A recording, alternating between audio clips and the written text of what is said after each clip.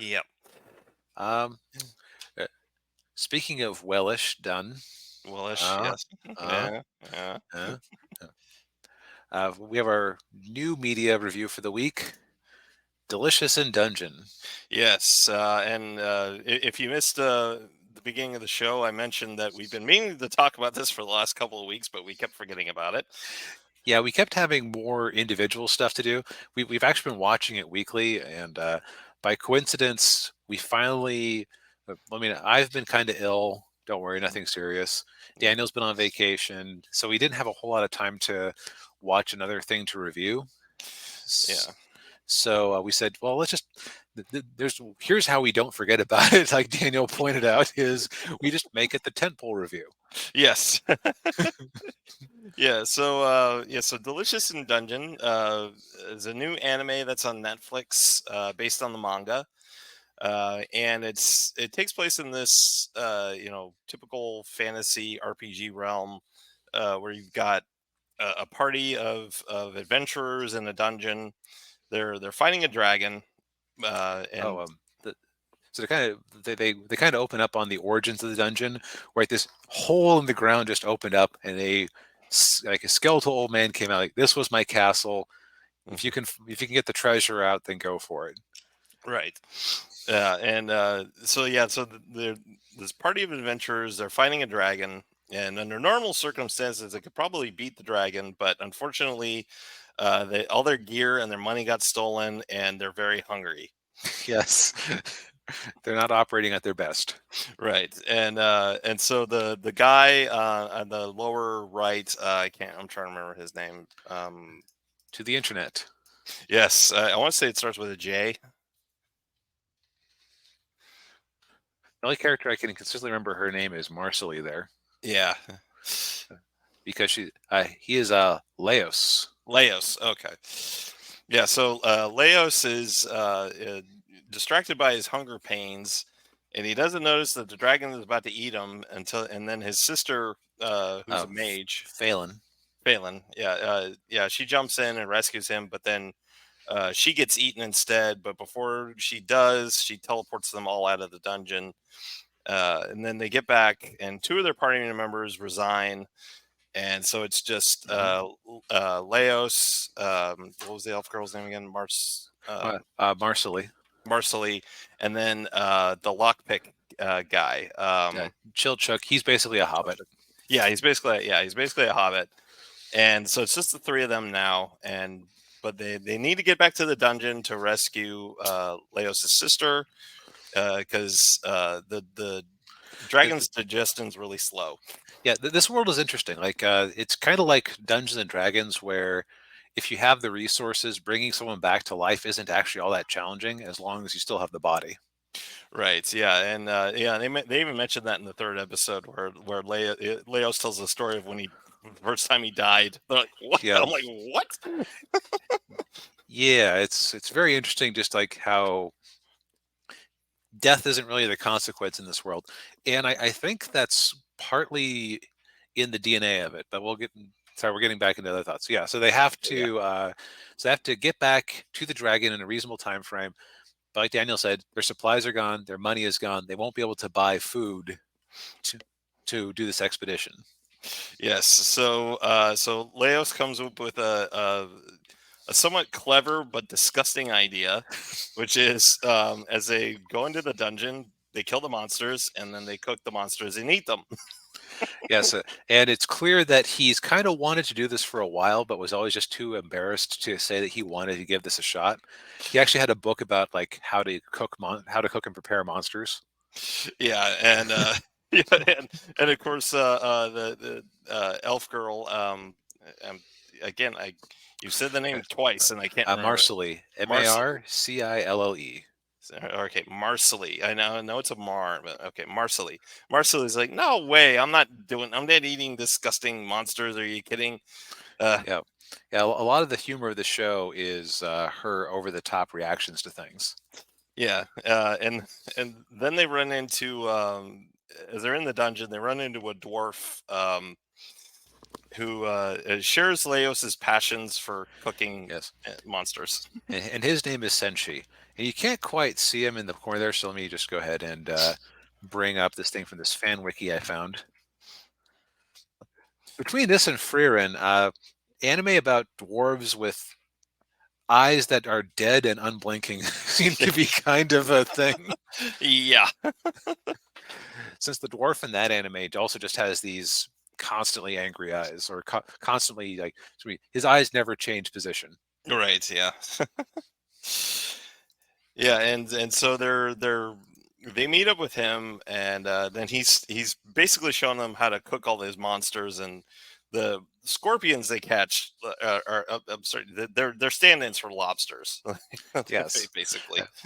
You could actually pick up, if you extrapolated, you could actually pick up some decent cooking techniques from this show, which is kind of funny. Yeah, yeah. But yeah, that's basically the show is them going into this dungeon and encountering all getting into these different situations and then encountering monsters and then them finding creative ways to try to cook the monsters. Yes, to stretch out their supplies. Yeah, And and it's yeah, always Marcelie just being grossed out and disgusted by whatever is happening. And then it's actually kind of like green eggs and ham every week. yeah, I do not like it, Sam. I am. Try it, and you may. yeah, yeah, yeah. And then she tries it and she's like, "Oh, this is really good." Yep. So, Daniel, I believe you hadn't really read the manga for this one, right? I had not. No. I used to read it many years ago, and then I kind of fell off. Though the show coming out is kind of reminding me that I have a couple of volumes that I hadn't gotten to yet that are in my backlog. Mm, Um, so I'm of two minds on this show. There's yeah, like, what will the people who aren't spurging about how they feel about the manga being adapted yeah, opinion, like aka normal people who just stumble across on Netflix, and then there's the me thoughts. yes, So we are first going to review this from the perspective of, is it a good time if you don't have any preconceptions about it? yeah. I think it is. Yeah, it sort of reminded me of Spy Family in the way that like the story structure is like there's kind of a running clock, but there's a lot of time in between the running clock and when it starts. And they kind of have all these little adventures in between they're pretty interesting. And yeah, Yeah, the sister being slowly digested by the dragon is it's kind of irrelevant to most episodes, but it's technically why they're continuing to go. yeah, And I think that the reason for that is it kind of forces the group to keep going lower and lower into more and more dangerous levels, even though they're undersupplied. yeah, Because like let's say that, oh no, the dragon destroyed all of our supplies on this lower level. Like if they hadn't been teleported to the top, like even if they hadn't had this thing to quest for lower down, the smart thing to do would have just been to go back and try to regroup. And so they would have been heading up through the dungeon and finding less and less dangerous stuff, which wouldn't be interesting. right, yeah, Um, but at the same time, it's kind of weird that they just happen. She just happens to have been eaten by a monster with digestion that is conveniently on a month timer. yeah, But like, every show gets its ask, right? It's like, okay, that kind of stretches credulity, but it's your universe and it's the excuse for the plot. yeah, Much like with Spy Family, like you brought up Spy Family, which is a great comparison. You aren't supposed to think about, if the Operation Strix is still going on in the background while we're dealing with Anya's grades this episode. yeah, Um, if the bad guy is really evil, like he's probably going to attack any day now, isn't he? yeah, Like to quote Mystery Science Theater 3000, it's just a show. You should really just relax. yeah, um, yeah, and what I say one of the big strengths of this show is the world building, where clearly a lot of effort has gone into taking these classic tropey monsters like cockatrices, living suits of haunted armor, and yeah, figuring out how to come up with a kind of a naturalistic explanation of it. yeah, yeah. Yeah, the armor episode was was really interesting. I know you didn't like it very much, but yeah. Well, that's the two perspectives. If I Oh, go okay, from the perspective, if I was just a guy who was watching this, right. Yeah. Okay. um, Yeah. like that would have been very interesting. And I don't really want to spoil what episodes, like what the living monsters or what the living armor was, Yeah. but they aren't magic. There's a very cleverly designed monster. Yes. Yeah.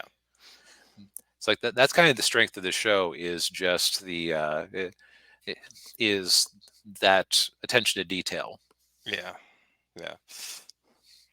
Well, and also the silly facial expressions that Marceline makes when they try to feed her things. Yeah. Yeah. Yeah. The one where they're pulling the whatever that was and that imp, it was it's like a carrot. They Oh, the pull it out. mandrake. Mandrake. Yeah. Yeah. They pull it out and it screams bloody murder and Right, like it's like the classic mandrake where if you pull it out wrong, it starts screaming and you die. And she yeah. gets like a little taste of it, and she's all wall-eyed and Yeah. slightly incoherent. Yeah.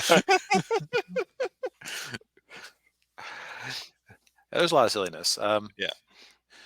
Okay, so from the DB not having personal issues with how this is being adapted, uh, it is a fine show. Go watch it. You'll enjoy yourself. Yes. Okay, so now that I'm done being fair, here I'm going to nitpick it slightly. Okay. Um, so the animation for this one is done by Studio Trigger, Mm. which is has one of the more distinctive styles in all of anime production. Um, and this is, to the best of my knowledge, the first time they've adapted a show instead of just making something up out of whole cloth. Mm. And you wonder if part of the reason they got the job is because they have done a bunch of stuff. They worked with Netflix before on things like Little Witch Academia and BNA, probably among Mm. others. Yeah. So you wonder if when Netflix got the rights to this, they brought them in because they knew they could trust the studio. The thing with Studio Trigger is that they have a very famously minimalistic art style. Yeah. Good to see you, Ninja.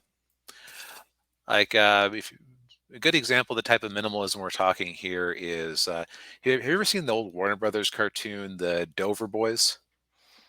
I don't think so. That one was Chuck Jones playing around with the idea of how little animation you actually needed to communicate movement, and audiences loved that one. Yeah.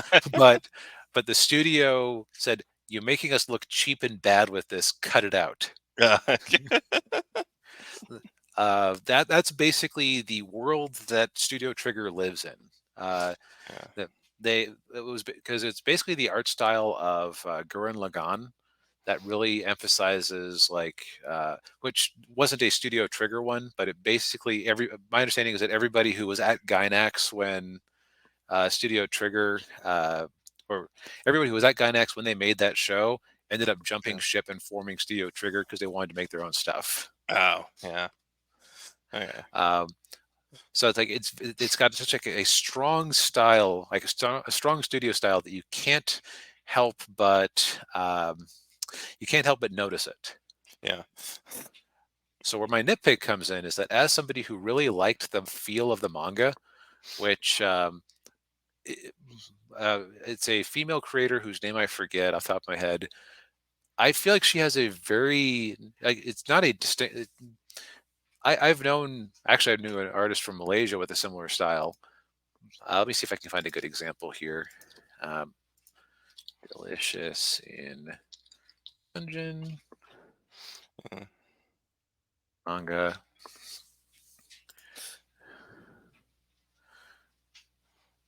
Yeah, there's the cover. Like that looks somewhat different than this. Yeah. Let me see if come on. I guess okay. I guess that did give me a bigger picture. Like it's a softer style than what they're doing here. Um, Yeah.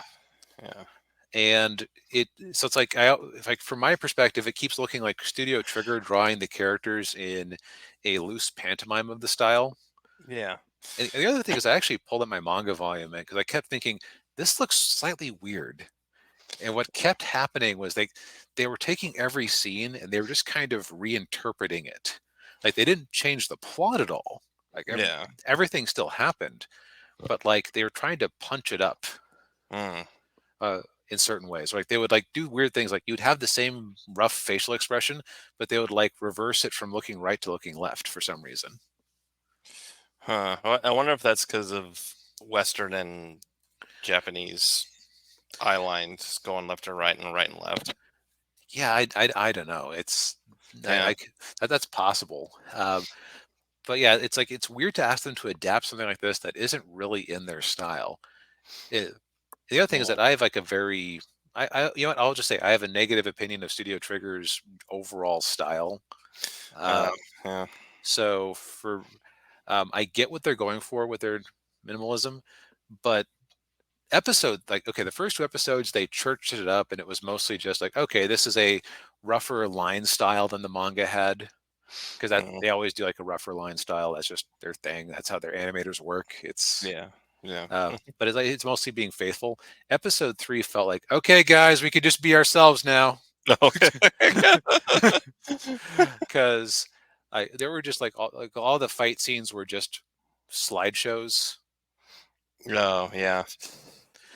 Like not a lot of animation in the fight scenes. Like they had this one flashback to the night as a kid, and like the dog in the background was just drawn so badly, and Oh. it's just like yeah. And like episode three had my favorite monster from the original manga, so it's like oh oh oh why, you're triggering all over my favorite thing. Oh. Oh. Yeah, so it's like I don't know why you would have Studio Trigger do an adaptation of a series that like it's kind of a comfy series. Like there's action, there's a little bit of action in it, but the most of it is like the cooking scenes. Yeah. So I still feel like if you didn't have anything to compare this to, it's fine. Mm. It is just for me personally a letdown. Yeah. Yeah. Yeah. I can understand that. Yeah. Yes, I can't objectively call it bad or anything. It's just that it's not what I wanted, and I'll. It's probably done is it's inspired me to go back and pick up the manga again. So I guess it did its job there as an advertisement for the manga. Yeah, that's true. Yeah, yeah. And yeah, Ninja says this was definitely the weirdest project that Studio Trigger has taken. Yeah, it's just weird. Like of all the anime for them to adapt, like Yeah. this is or excuse me, all the manga to adapt into an anime. This is like the one that feels the least like them. Yeah. And Ninja recommends Bravin. I don't. I've heard that name several times. I don't know what it is, and at this point, I'm afraid to ask. Yeah. Something mecha-ish, Yeah, is my maybe. Yeah. understanding. But anyways, yeah.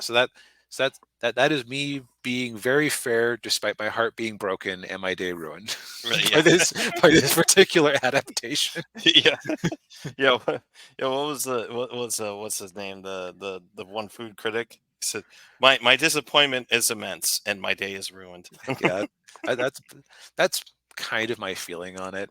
But Yeah. again, there are times when I go, I'm going to go against I'm going to go against the consensus, and here's why you're all wrong. It's like I am unhappy for very personal reasons that I won't get into. Right, Uh, yeah. Go have fun. I'm not going to rain on on your parade. Yeah, yeah.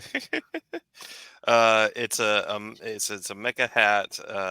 Starts with real robot, then throws aliens and a brave series robot. Uh, So it kind of sounds like Gundam meets super robots, I guess. Hmm. Okay. Yeah, that could be a thing for next week. But as Mm. far as things from this week, so I think that concludes it.